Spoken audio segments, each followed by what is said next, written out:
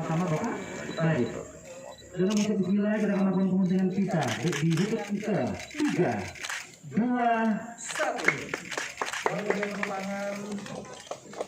Pembangkit listrik tenaga surya sumbangsi dari PT Bukit Asam di Desa Tanjung Raja, Kecamatan Muara Enim, Kabupaten Muara Enim, dengan ini saya resmikan. Nah, ini bisa berupa air tanah, bisa juga dari sungai. Nah, ini kehebatan. Jadi kalau di daerah yang saya sebut pertama menggunakan PLN itu menggunakan bor air tanah, karena air tanahnya dalam kedalaman 4 meter sudah ada air. Tapi kalau ini karena memang ada sungainya, maka tugas kita masyarakat di sekitar daerah aliran sungai ini jaga kelestarian sungai ini.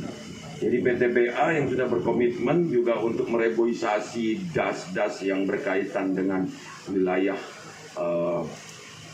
izin penambangannya, ini juga kita support.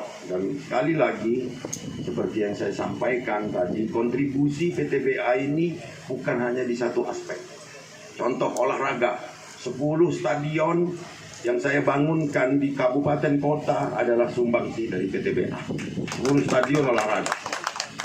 Belum lagi 3 kali panen. Nah, ini jadi masyarakat titip saya untuk merawat pompa ini.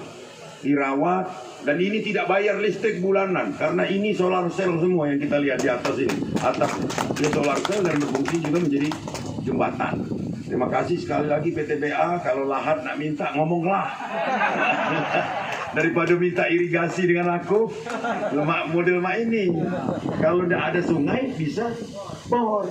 Bisa bor, Pak, selama ada air tanah. Selamat ulang tahun PTBA. Terima kasih perangkat desa Tanjung.